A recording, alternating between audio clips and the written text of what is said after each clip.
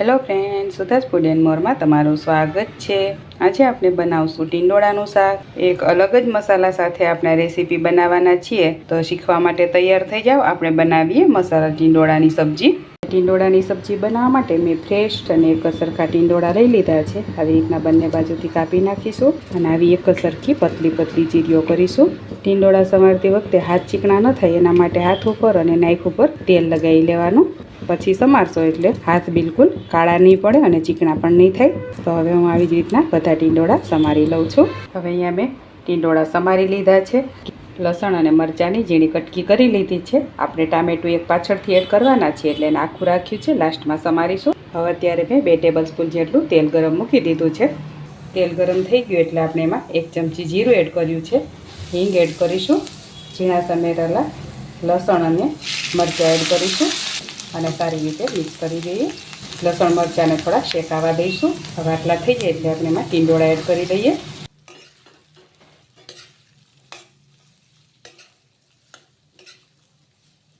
એક ચમચી ધાણા જીરું, અડધી ચમચી હળદર, 1 ચમચી લાલ મરચું, મીઠું સ્વાદ પ્રમાણે બધું મિક્સ કરી દઈએ।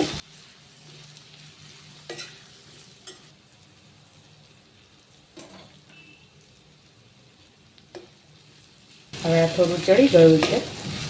હવે આપણે આ થોડી વાર તેલમાં ફેરવી લીધું છે। હવે આપણે એમાં ટામેટાં એડ કરી દઈએ। હવે એકવાર મિક્સ કરી દઈએ।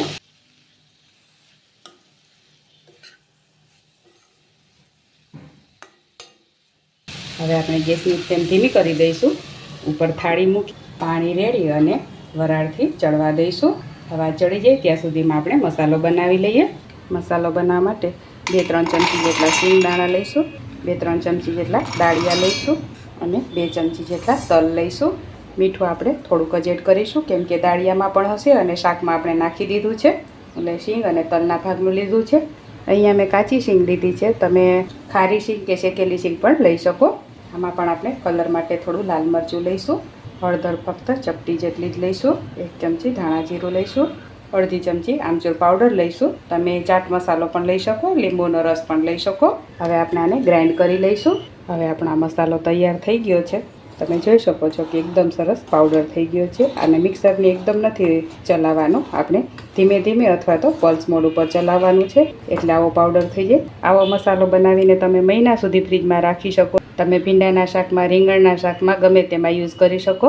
આમાં મેં દાળિયા, શીંગ અને તલ ત્રણેયનો યુઝ કર્યો છે, તમે ગમે તે 2 વસ્તુ લઈને પણ બનાવી શકો। હવે આપણો આ મસાલો તૈયાર થઈ ગયો છે અને 10 મિનિટ જેવો ટાઈમ થઈ ગયો છે। સબ્જી આપણે ચેક કરી લઈએ, ચડી ગઈ હોય તો પછી આપણે ઉપરથી મસાલો એડ કરી દઈએ। હવે આપણે ખોલીને ચેક કરી લઈએ, તમે જોઈ શકો છો એકદમ તેલ છૂટું પડી ગયું છે અને ટીંડોળા એકદમ સરસ ચડી ગયા છે। હવે આપણે જે મસાલો બનાવ્યો હતો એ ઉપરથી છાંટી દઈએ।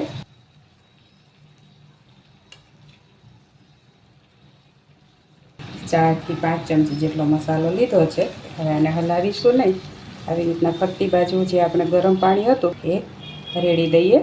અહીંયા મેં 3થી 4 ચમચી જેટલું ગરમ પાણી લીધું છે। હવે આને ફરીથી હલાવીશું નહીં અને ઢાંકી અને 5 મિનિટ ચડવા દઈએ। હવે 5 મિનિટ જેવો સમય થઈ ગયો છે, આપણે ખોલી અને જોઈ લઈએ। હવે એકવાર મિક્સ કરી દઈએ અને વધારે ચડવા નહીં દેવું પડે કેમ કે દાળિયા એનો યુઝ કર્યો છે એટલે ચડેલા જ છે અને તલ અને શીંગને વધારે ચડવા દેવાની જરૂર નથી હોતી। હવે આપણી આ સબ્જી તૈયાર થઈ ગઈ છે। ગેસ બંધ કરી ઢાંકી અને 5 મિનિટ રહેવા દઈએ, પછી આપણે સર્વ કરીશું। હવે 5 મિનિટ થઈ ગઈ છે, આપણે ખોલીને જોઈ લઈએ। તમે જોઈ શકો છો કે આપણી સબ્જી એકદમ ચટાકેદાર તૈયાર થઈ ગઈ છે। ઉપરથી આપણે લીલા ધાણા એડ કરી દઈએ, મિક્સ કરી અને સર્વિંગ બાઉલમાં લઈ લઈએ।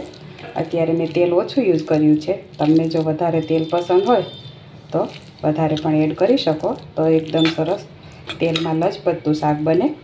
પણ મારું એવું માનવું છે કે તેલથી કંઈ ટેસ્ટ આવતો નથી, હેલ્થ માટે તેલ એટલું બધું સારું પણ નથી, એટલે હું ઓછા તેલનો જ યુઝ કરું છું। તો ફ્રેન્ડ્સ, તૈયાર છે આપણું એકદમ મસાલેદાર એવું ટીંડોળાનું શાક। આવી નવી નવી રેસીપીના વિડીયો જોવા માટે મારી ચેનલને સબસ્ક્રાઇબ કરી લેજો, બેલ આઇકન દબાવવાનું ભૂલતા નહીં। આ વિડીયો જો તમે ઇન્સ્ટાગ્રામ કે ફેસબુકના માધ્યમથી જોતા હોય તો મારા પેજને ફોલો કરજો, લાઈક કરજો અને તમારા ફ્રેન્ડ્સ અને ફેમિલી સાથે ચોક્કસથી શેર કરજો। Thank you for watching.